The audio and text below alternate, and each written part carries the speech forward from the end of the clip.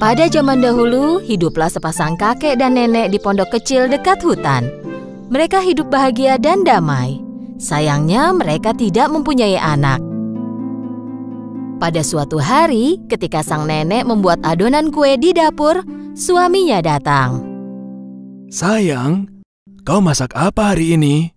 Oh sayang, hari ini aku membuat manusia kue jahe.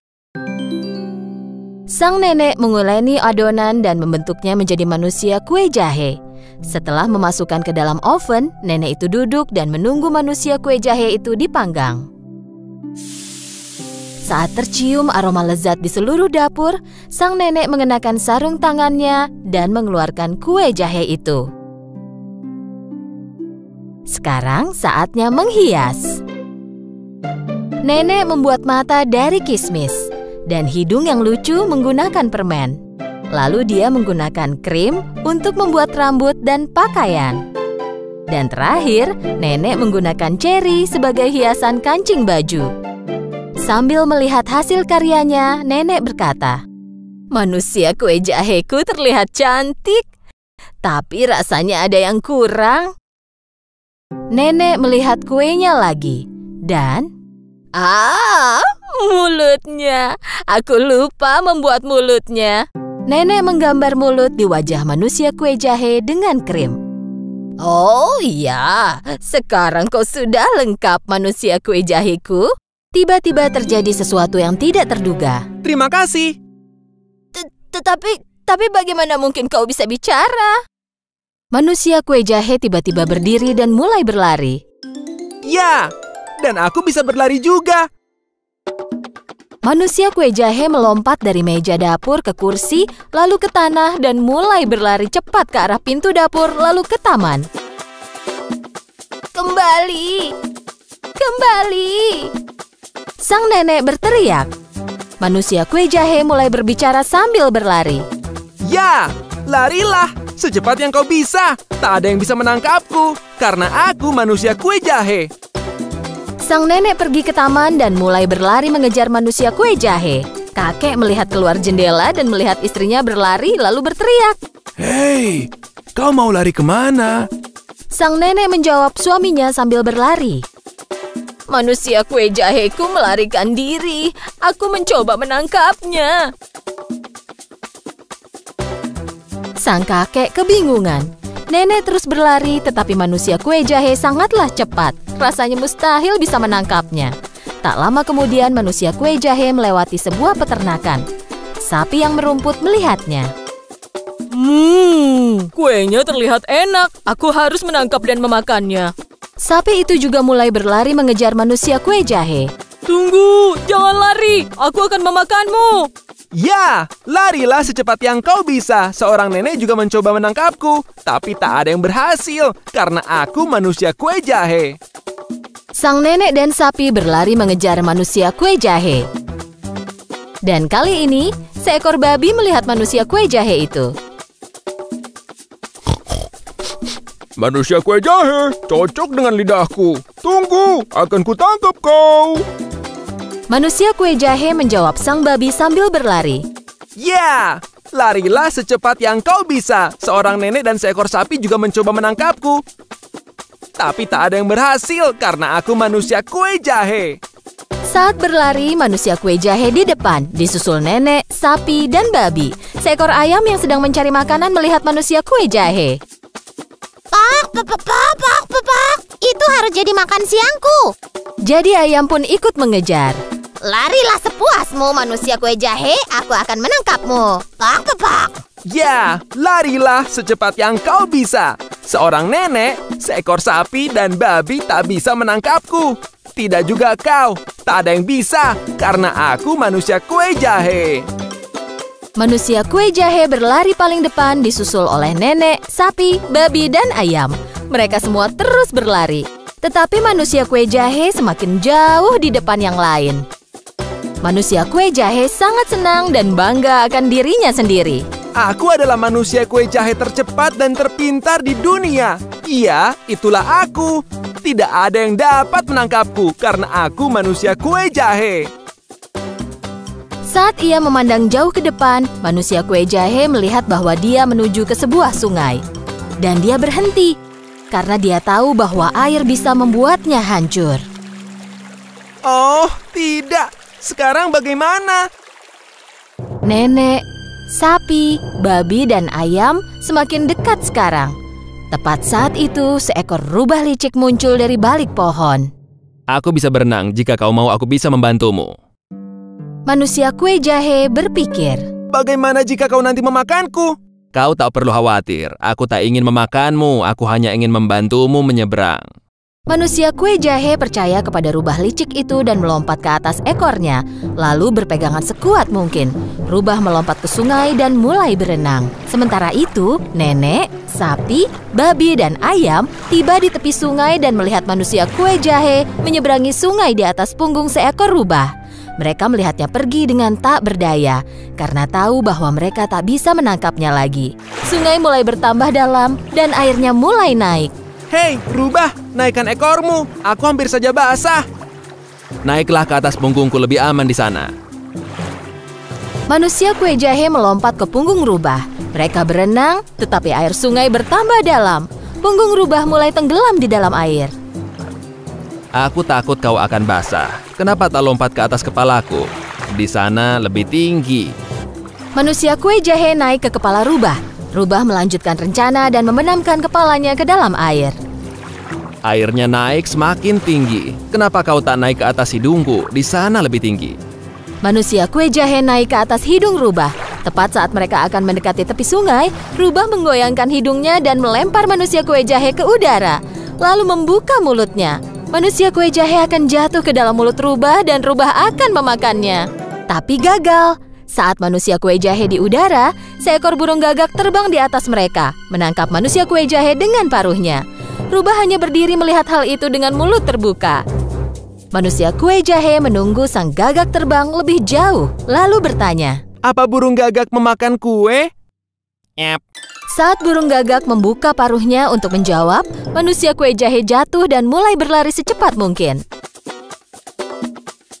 Ya, larilah secepat yang kau bisa. Seorang nenek, seekor sapi, babi, ayam, rubah, dan burung gagak juga mencoba menangkapku. Tapi tak ada yang berhasil karena aku manusia kue jahe. Manusia kue jahe terus berlari dan tidak berhenti. Jika kau melihat manusia kue jahe melewatimu sambil berlari, jangan coba untuk menangkapnya. Karena dia adalah manusia kue jahe, dan tak seorang pun yang berani menangkapnya.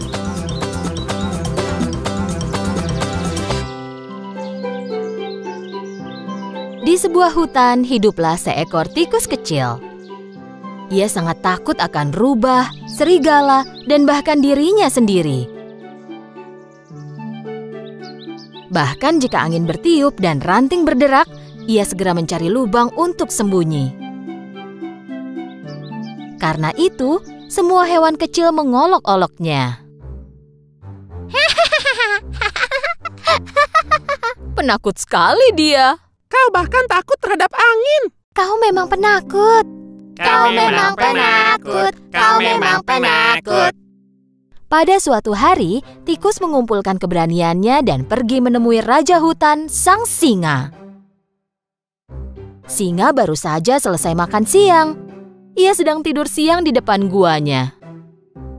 Teman-temannya tikus semuanya penasaran pada rencana tikus. Tikus mulai memanjat ekor singa. Ia naik ke atas punggung singa. Dengan wajah penuh percaya diri, dia berpose di hadapan teman-temannya.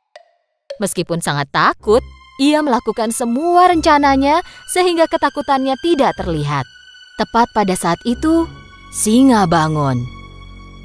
Dan singa mengguncangkan bulunya, tikus pun terjatuh. Tikus dan singa saling berpandang-pandangan. Semua hewan yang melihat itu menjadi khawatir.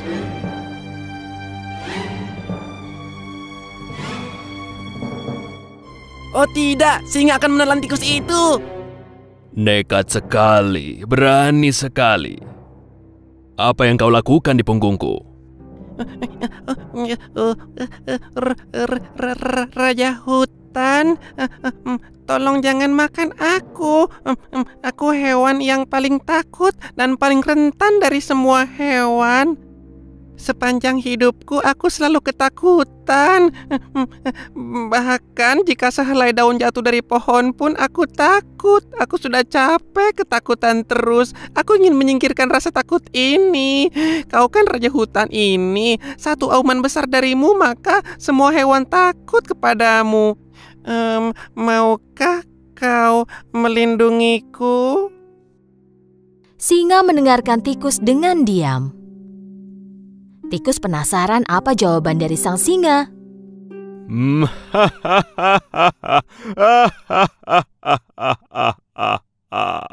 Dan kenapa aku harus menolongmu? Beri aku satu alasan bagus kenapa aku tidak boleh memakanmu. Bantuanmu akan kubalas, aku janji. Mungkin satu hari nanti aku akan membantumu. Begitu tikus selesai menyampaikan permohonannya, singa mengaum dengan sangat keras. Bagaimana tikus kecil sepertimu akan bisa membantuku? Tapi karena melihat tikus kecil itu gemetar, singa memutuskan untuk tidak memakannya. Untunglah aku sudah kenyang. Sekarang pergilah dari hadapanku. Tikus pun lari dan menjauh dari sana. Melihat kejadian itu dari kejauhan, teman-teman tikus ikut terkejut. Beberapa waktu telah berlalu, singa merasa lapar dan mulai berjalan menjelajahi hutan. Tetapi ia tidak memperhatikan jebakan pemburu dan ia tertangkap. Ia tergantung di udara dalam sebuah jaring besar. Ia mencoba membebaskan diri dari jaring itu, tetapi tidak bisa. Ia adalah raja hutan, jadi jika berteriak minta tolong, ia akan dipermalukan. Dan seluruh pemburu akan mendengarnya, lalu akan cepat-cepat menangkapnya. Tak punya pilihan, singa mulai menunggu. Sementara itu, hewan lain yang tinggal di hutan memperhatikan sang singa. Tapi tak seorang pun yang berani mendekatinya. Ketika lewat, tikus kecil melihat singa dan memutuskan untuk menolongnya. Tikus langsung pergi ke samping singa. Tikus mulai memanjat ekor singa yang panjang dan saat mencapai jaring, ia mulai menggigit jaring itu.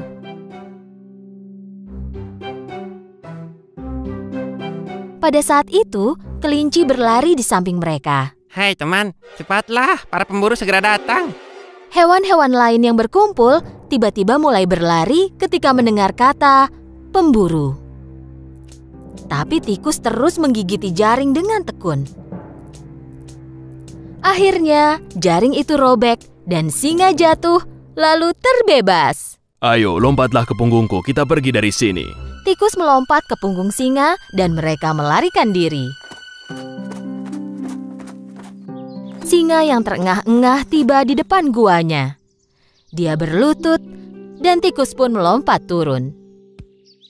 Saat kau bilang kalau suatu hari kau mungkin bisa membantuku, aku menganggap remeh dirimu.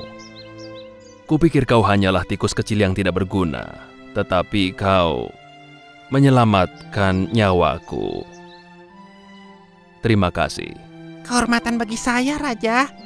Kau tak perlu takut lagi padaku. Bahkan kau tak perlu takut lagi pada apapun, karena kau adalah tikus yang sangat berani. Jika aku raja hutan, mulai sekarang kau adalah pangeranku yang pemberani. Singa dan tikus mulai tertawa.